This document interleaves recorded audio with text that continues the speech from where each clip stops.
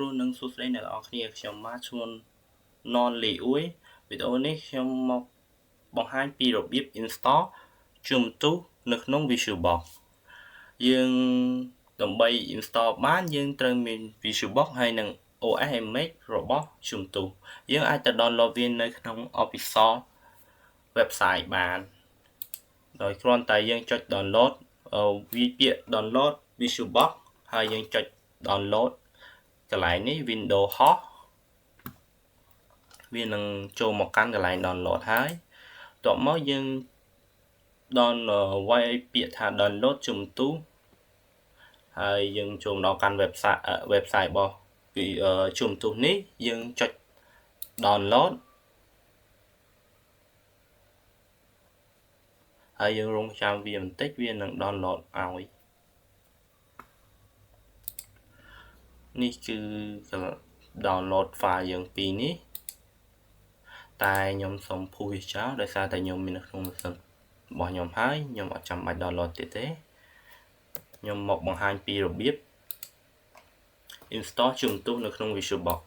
យើងគ្រាន់បើក Visual Box ហើយចុច new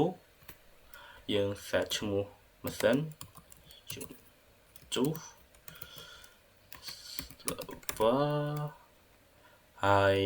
folder នេះយើងគឺជា folder file location ដែលយើងចង់ដាក់ខ្ញុំដាក់ក្នុង drive D folder select folder ហើយនេះគឺជា OS image គឺយើង download មិញនេះយើងចុច download មិញហ្នឹងឯងយើងចុច open មក set ហើយយើងចុច next នេះគឺកន្លែងយើងបង្កើត username យើង set username របស់យើងមកយើងដាក់ password ចុច next ទៀតហើយមកដល់នេះគឺយើង set RAM ហើយនិង CPU និង storage ខ្ញុំដាក់496និង core 2 storage 25ខ្ញុំអត់អីទេខ្ញុំចុច next ចុច finish វាកំពុងដំណើរការដើម្បី set up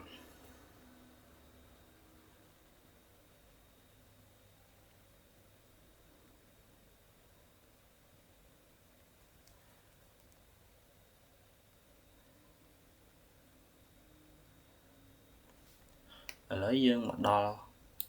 install ហើយយើងកន្លែងនេះយើងចុច capture ដើម្បីឲ្យម៉ៅនៅក្នុងនឹងបានឬក៏ចុច cancel ដើម្បីម៉ៅនៅក្រៅម៉ាស៊ីនខ្ញុំចុច cancel ហើយខ្ញុំចុច zoom មួយយើងចូលមកដល់ដល់នេះហើយយើងវា run auto ដំណើរការ auto ទេ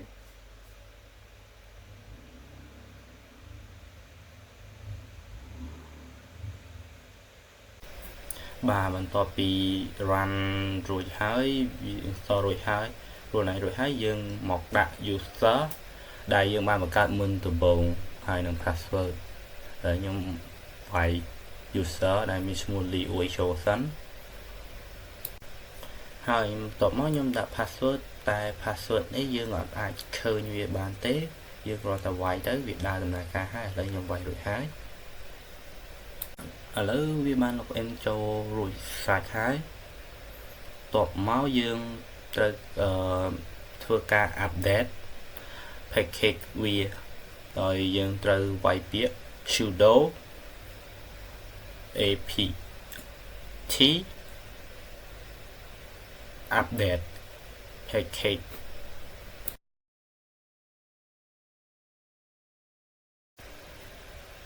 ហើយយើងត្រូវវាយ password រ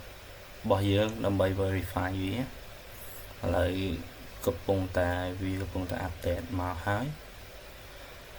ឥឡូវវា update បានរួចហើយដែលមាន26 package ហើយបន្ទាប់មកយើងចង់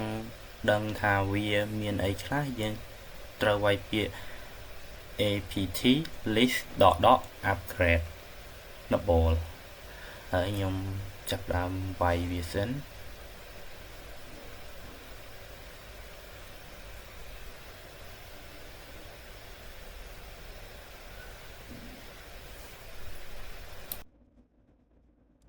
យ៉ាបន្ទាប់ពីយើងសរសេរដើម្បីឆែកមើល package ដែលយើង install មិញរួចហើយបន្ទាប់មកយើងឆែកមើល username របស់យើងម្ដងដោយយើងប្រើ comment សរសេរថា whoame ត្រង់ជុក user name ដើម្បីយើងឆែកមើលថា user យើងឈ្មោះអ្វី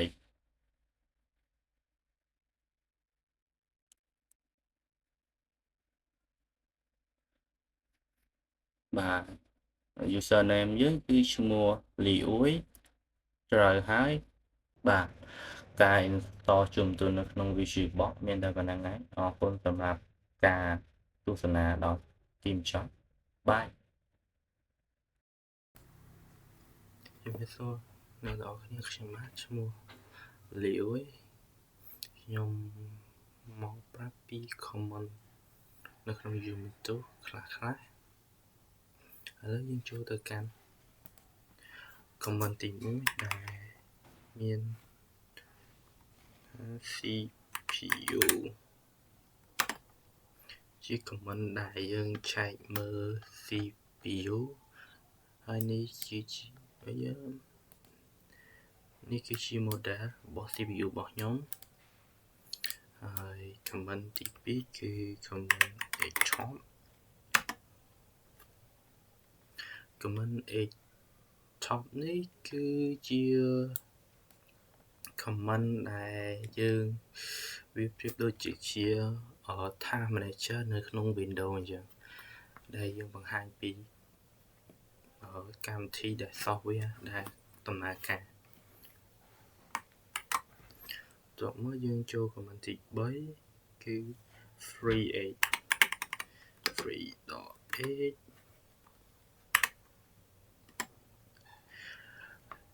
comment ទី3នេះគឺ free.8 គឺជា comment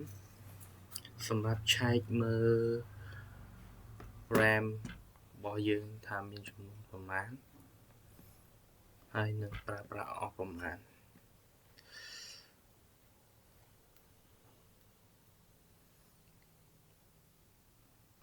ឡូវខ្ញុំបង្ហាញcomment ទី4ម្ដងទៅគឺ FDF.8 comment នេះគឺសម្រាប់ឆែកមើល storage របស់ម៉ាស៊ីនរបស់យើងថាមានចំនួនប្រមាណហើយ comment ទី5គឺ LSBLK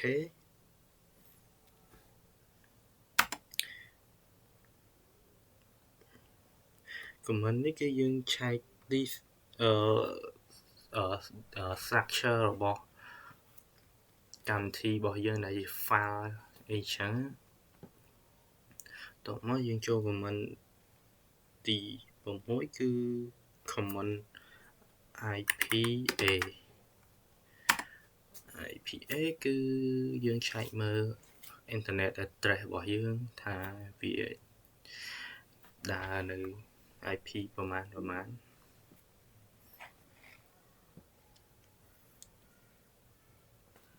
ហើយ comment ទី7គឺ PSAUX comment នេះគឺសម្រាប់ឆែកមើល application ដែលវាកំពុងដំណើរការថាមានអីខ្លះ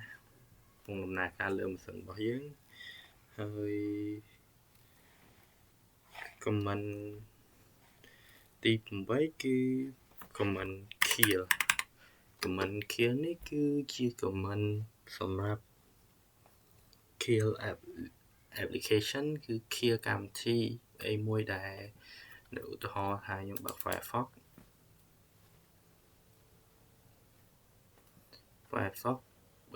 ទៅជាក់ស្ដែងនៅដូចនៅលើម៉ាស៊ីនបែបនេះវាករណីដែលយើងអាចចុចខ្វែងវាបានទេវាកំពុងតែគាំងអញ្ចឹងហើយយើងប្រើនៅលើ Ubuntu យើងមិនអាចទៅបើក terminal បិទបានទេយើងមានតែប្រើ command kill នេះតែដើម្បីប្រើ command kill នេះបានតើតែយើងស្គាល់ tôiយើងស្គាល់លេខដែលវាដំណើរការដែលមាន comment មួយទៀតគឺ PIOTF Firefox នេះគឺដែលមានលេខ3272នេះដែលជាដំណើរការកូដរបស់ Firefox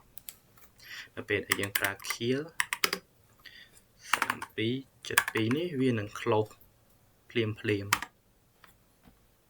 បាទបាត់ហើយឥឡូវវា close ហើយ comment 2នេះវាប្រើជាមួយគ្នាហើយ comment ទី10គឺ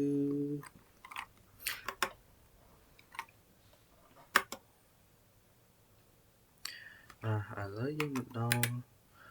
comment មួយទៀតគឺ shutdown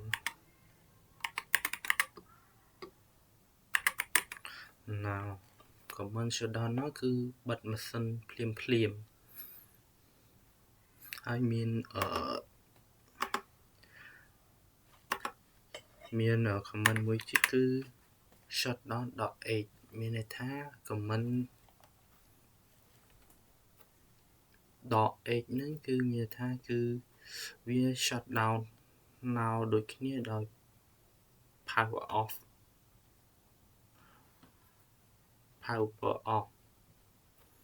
បិទ system ភ្លាមអញ្ចឹងណាហើយ comment ទី2គឺ comment ចុងក្រោយគឺ comment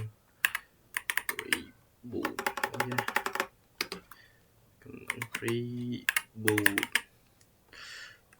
មួយសន្តោស sudo reboot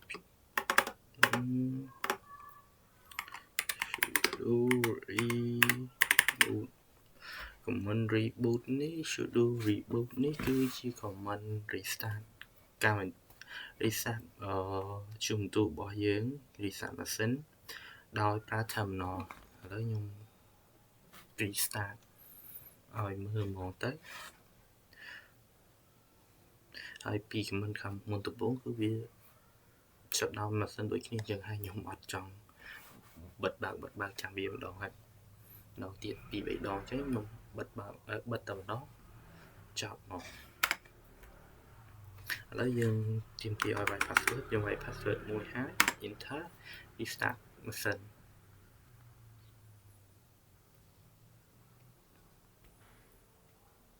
រងចាំវាបន្តិចដំណើរការ restart ម៉ាស៊ីន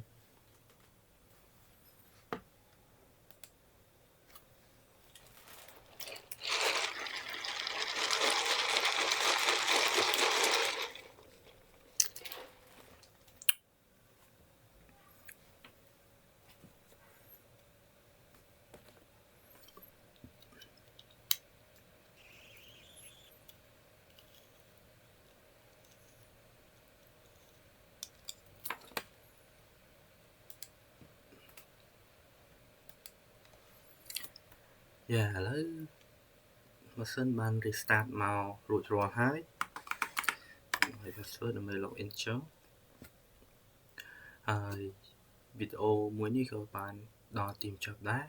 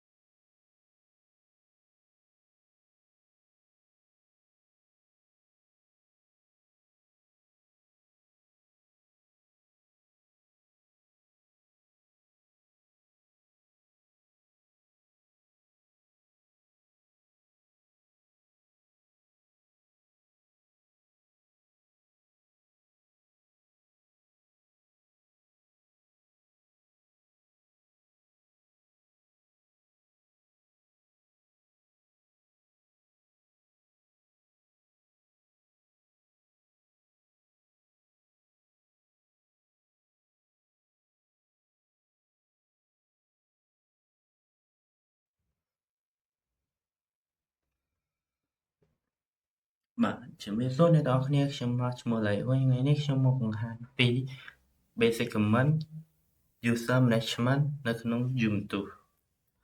Command ទី1យើងឆែកមើល Username ហើយនេះគឺជាឈ្មោះ Username របស់ខ្ញុំតបមកជា Command ទី2គឺជា Command ឆែកមើលពី Home Directory របស់យើងឥឡូវខ្ញុំឈរនៅក្នុង Home Directory ចូល command ទី3គឺជា command add user /m គឺយើងប្រើសម្រាប់ផ្ដល់សិទ្ធិឲ្យ user យើងអាចបង្កើត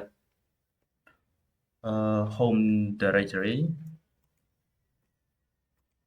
/l គឺ /s សំទោសមិនមែន /s គឺដក s ហើយនិង /bin /bash យើងកំណត់ cell ជា bash គឺ cell ជា bash តបមកគឺឈ្មោះ username ថ្មីរបស់យើង enter ហើយយើងដាក់ password ឥឡូវ user យើងបង្កើតបានរួចរាល់ហើយប៉ុន្តែយើងអត់ដឹងថាវាចូលឬនៅឬហើយនៅទេឥឡូវចាប់ផ្ដើមឆែកមើលទាំងអស់គ្នាយើងប្រើ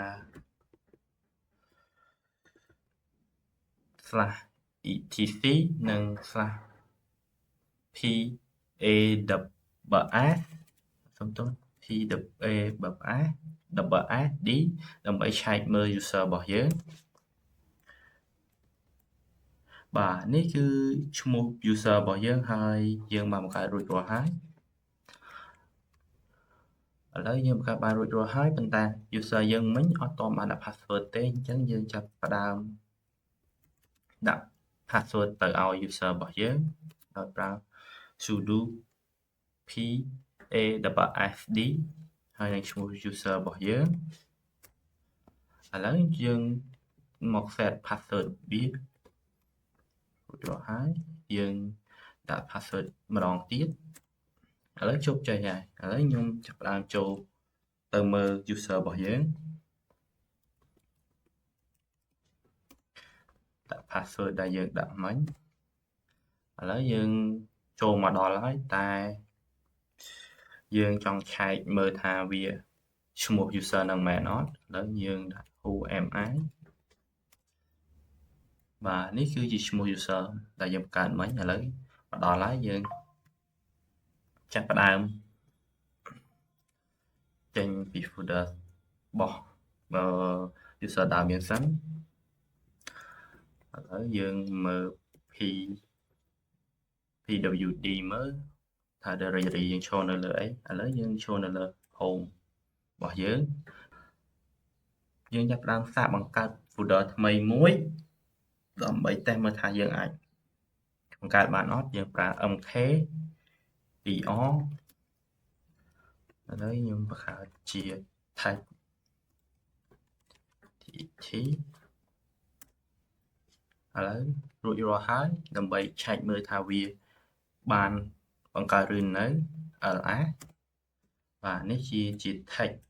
របស់ខ្ញុំបង្កើតមិញ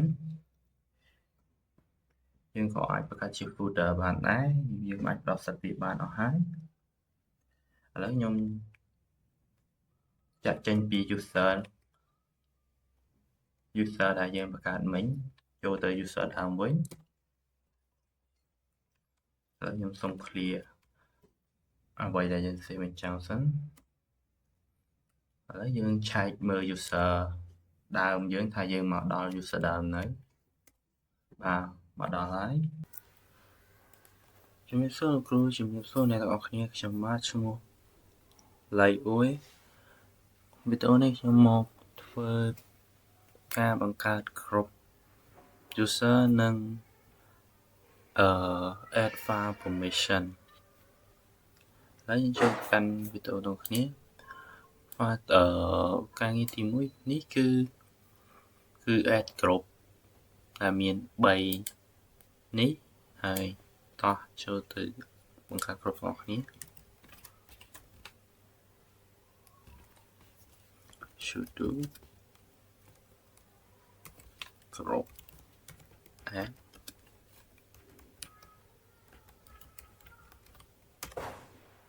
rồi dùng passwordចូល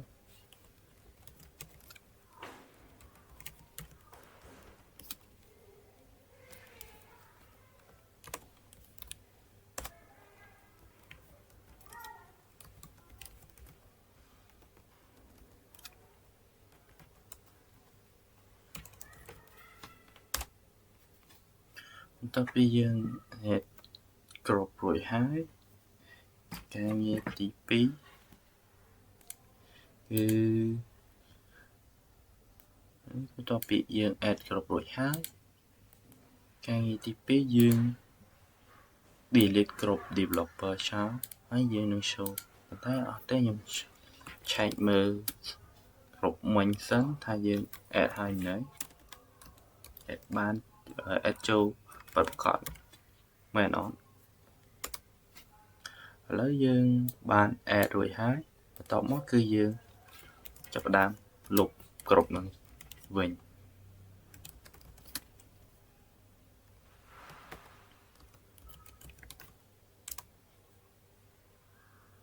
សំទោសខ្ញុំវាយឈ្មោះខុស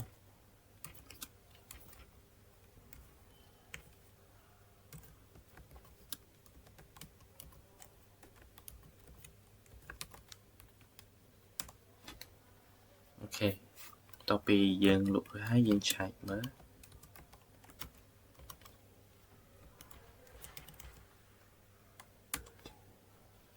បាទឥឡូវយើងបានលុបហើយការងារបន្ទាប់គឺ create it ឥឡូវយើងការងារបន្ទាប់គឺយើងបង្កើតគ្រប់ develop មិញមកវិញ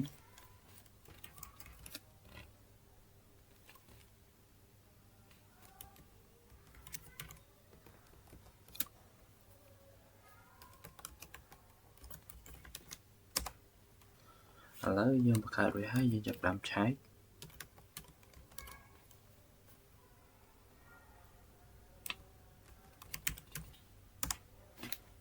បាទគ្រប់ developer បានមកវិញហើយការងារបន្ទាប់របស់យើងគឺបង្កើត file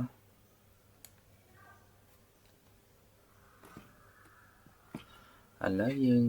ចាប់ផ្ដើមបង្កើត file ដោយយើងប្រើ command touch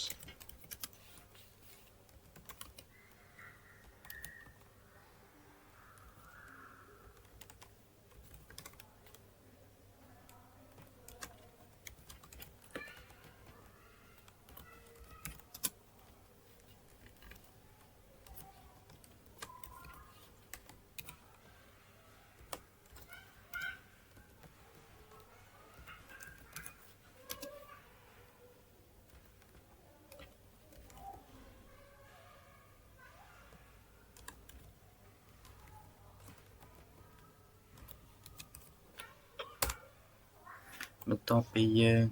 រួចហើយការងារបន្ទាប់គឺយើងឆែកមើល long text យើងប្រើ ls .l ហើយកែ .gt បាទនេះគឺជា long របស់វាដែលមាន information បែបនេះហើយការងារបន្ទាប់របស់យើងគឺយើង change permission បែបនេះមកបែបនេះវិញដែលមាន155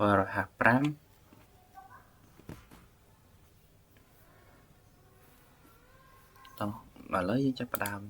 មក change permission វាវិញ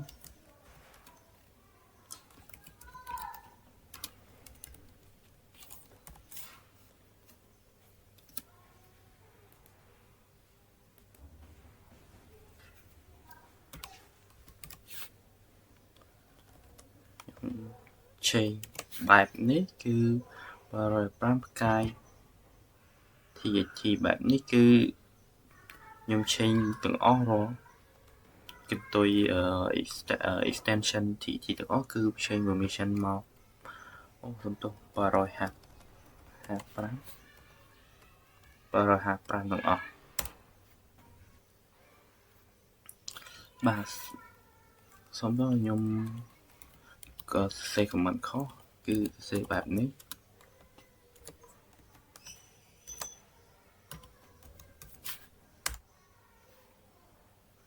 ឥឡូវយើងចាប់ដែងឆែកវាម្ដងទៀត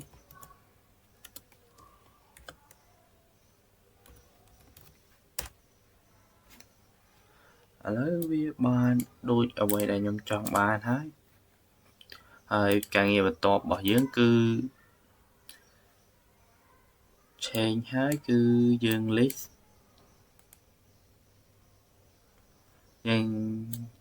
វារួចហើយតបមកគឺយើងឲ្យ permission របស់វាតែឲ្យគ្រប់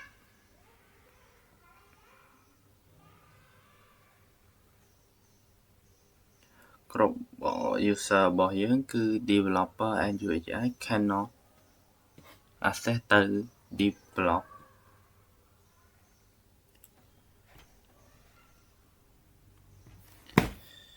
ចឹងយើងចាប់ដើមឆែកមើលសិនយើងចាប់ដើមដល់សិតឲ្យវាសិន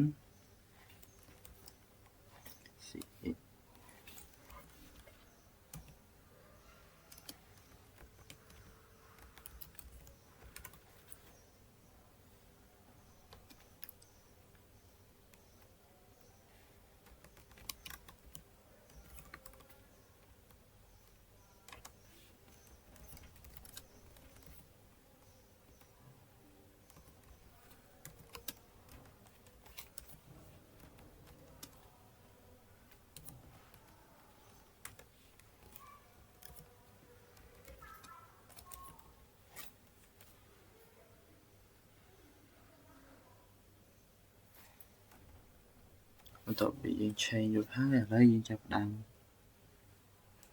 ឲ្យ permission ទៅគ្រប់មួយទៀត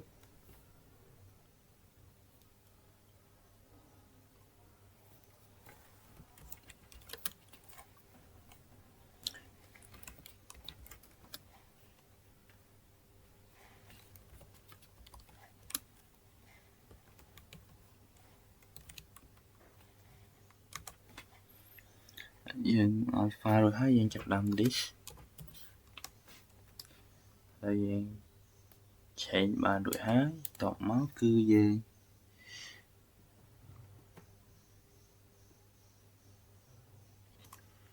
ងចាប់ផ្ដើម add user ដើម្បីតេស្តមើលថាការងារទី9នេះគឺដើម្បីតេស្តមើលថាយើងអាច access បានអត់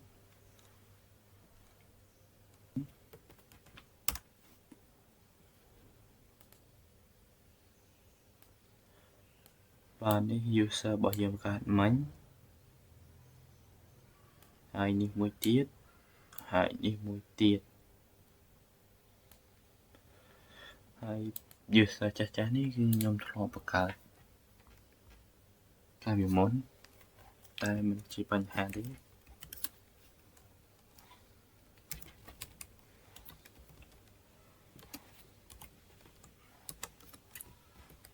យើងឲ្យ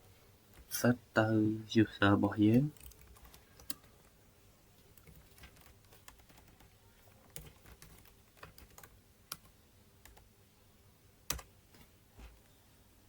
តបមកគឺ user UI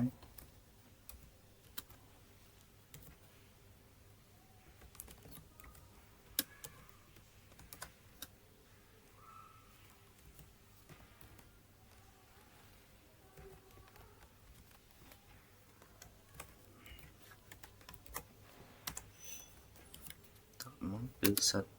ចុងក្រោយ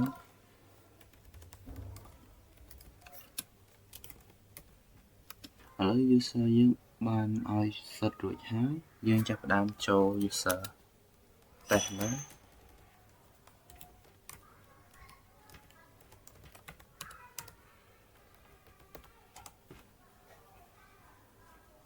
បាទយើងចូល user យើងរួចហើយយើង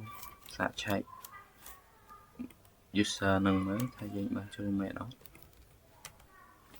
បាទនេះគឺ user deal របស់យើងហើយយើងសាក ls បាទនេះគឺជា file របស់យើងឥឡូវយើងសាកតេស្តកែ file គ្រប់file របស់ devo របស់យើងឥឡូវខ្ញុំសាក nano devo ls process .th ហើយយើងចាប់ដាក់ enter ខ្ញុំ save command ខុស nano devo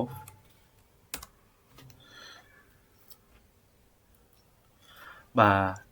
នេះគឺ error permission deny ទៅហើយដោយសារតែនៅពេលដែលយើងមុននឹង add user យើងបានផ្ដល់សិទ្ធឲ្យមួយគឺ750គឺសិទ្ធផ្ដល់សិទ្ធឲ្យតែ read ហើយនឹង write តែมันអាចសំទោសផ្ដល់សិទ្ធឲ្យតែមើលតែมันអាចexecute មានន័យថាយើងអាចកែប្រែ file របស់វាបានទេឥឡូវយើងចាប់ដើមចេញ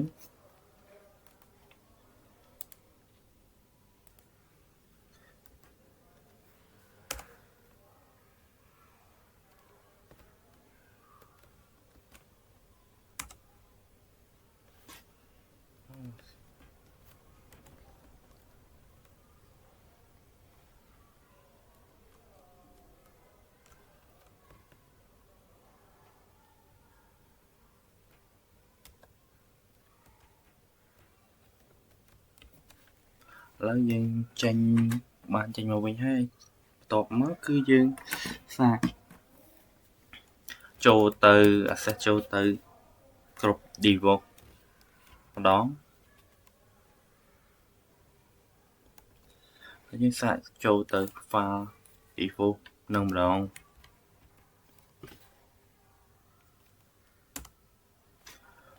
បាទដោយខាងនេះគឺ deny ទៀតហើយខ្ញុំភ្លេចខ្ញុំច្រឡំគឺការងារក្នុងនេះគឺ user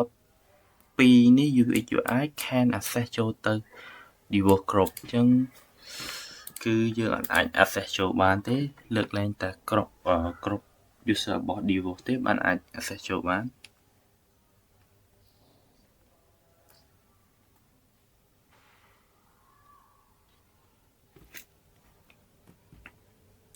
បាទហើយក្នុងវីដេអូរបស់ខ្ញុំគឺបានបញ្ចប់ត្រឹមហ្នឹងអរគុណសម្រាប់ការទស្សនា